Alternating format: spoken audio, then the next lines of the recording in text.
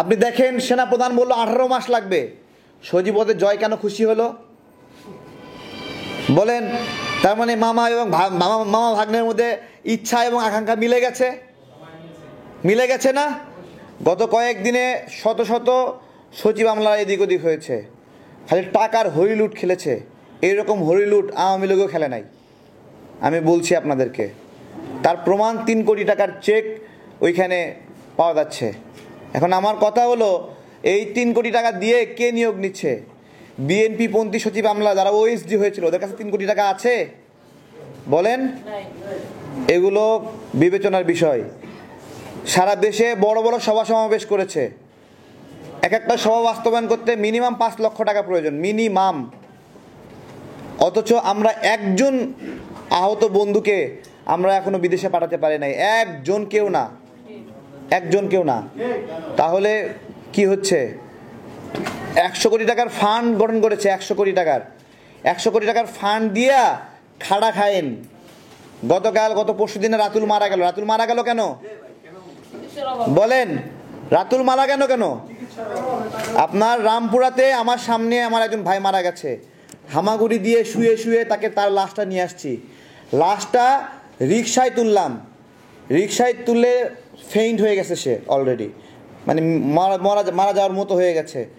রিকশায় তুলে বলছি আমার কোলে, আমি বলছি যে ভাই মইরো না, দম রাখো, বুঝছেন? তাকে আশ্বস্ত করার জন্য তার গলায় চুমু দিচ্ছি, মাথায় চুমু দিচ্ছি, চোখে চুমু দিচ্ছি যে তুমি একটু ধৈর্য ধরো। যেতে 10 মিনিট সময় লাগেনি, নাগরিক হাসপাতালে গেলাম, সে ডাক্তার বলছে মারা গেছে। আমার একটা আশ্বাস ছিল যে সে তাকে কোনোভাবে হাসপাতালে ভর্তি করাতে পারলে ডাক্তার কোনো একটা কিছু করতে পারবে, এবং এটাই হয় যে একটা ট্রিটমেন্ট প্রক্রিয়া ঢুকে গেলে সে মারা যায় না। দেখেন, রাতুল মারা গেল 48 দিন পরে। তার মানে কি? আমি চাচ্ছিলাম কয় মিনিট বলেন? 10 মিনিট চাচ্ছিলাম, অথচ 48 দিন সে জীবনের সাথে লড়াই করছে। 48 দিন পর যে কোনো রুগী মারা যাওয়া একটা অস্বাভাবিক বিষয়। ওই ছেলে নিজে ওয়াশরুমে গেছে, নিজে ভাত তুলে খাইছে। এর আগে আর একজন মারা গেল, সেও তার ছবি দেখছি, সে নিজে ভাত খাচ্ছে, নিজে ওয়াশরুমে যাওয়ার ছবি আছে। এইরকম প্রত্যেকটা বাঁচার মতো রুগীদেরকে চিকিৎসা না দিয়ে হত্যা করা হয়েছে। এটা হত্যা, একটা চিকিৎসা না দিয়ে ফেলে রাখাও একটা হত্যা। তাকে প্রয়োজনীয় ড্রেসিং করা হয়নি। অথচ এগুলো সারা দেশে।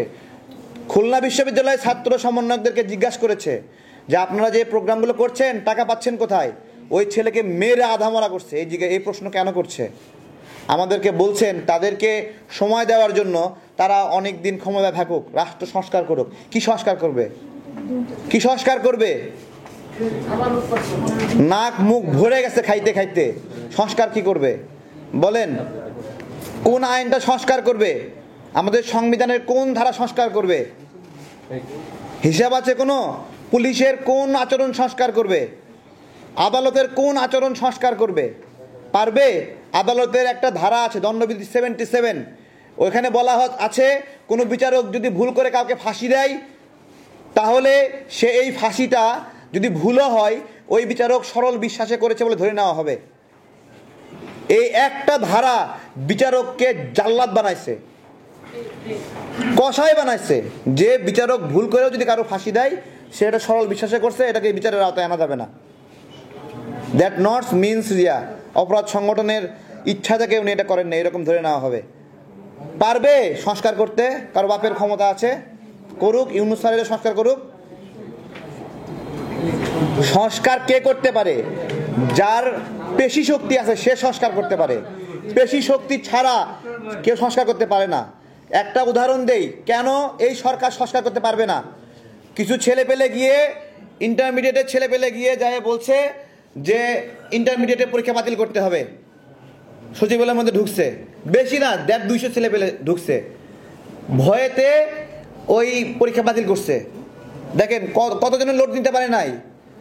200-300 ছেলে পেলে লোড নিতে পারে নাই, পরীক্ষা বাতিল করে দিছে। অথচ সারা দেশের সকল শিক্ষার্থী বলছে আমরা পরীক্ষা বাতিল চাই না। 200-300 ছাত্রের অযৌক্তিক দাবি নিতে যারা বাধ্য, তাদেরকে দিয়ে আপনার রাষ্ট্রের গুরুত্বপূর্ণ সংস্কার করতে পারবেন? এটা সম্ভব না। এগুলো যারা ভারতের দালাল, হাসিনাকে পুনর্বাসন করার জন্য যারা নিয়ত এবং সেই সমঝোতায় জড়িত তারা বলছে সময় লাগবে। আপনি দেখেন সেনাপ্রধান বলল 18 মাস লাগবে, সজীবদের জয় কেন খুশি হলো বলেন? তার মানে মামা এবং মামা ভাগ্নের মধ্যে ইচ্ছা এবং আকাঙ্ক্ষা মিলে গেছে, মিলে গেছে না? সময় মিলে গেছে। এগুলো ভাই খুব খেয়াল করতে হবে। নির্বাচন কবে হবে? নির্বাচন জনগণ যেদিন চাবে সেদিনই হবে, আমি আপনাদেরকে বলছি। এবং জনগণ 18 মাস সময় দেবে না, 1 বছরও সময় দেবে না। আজকে এখান থেকে বলছি সময় দিলাম 3 মাস। কয়দিন? 3 মাস।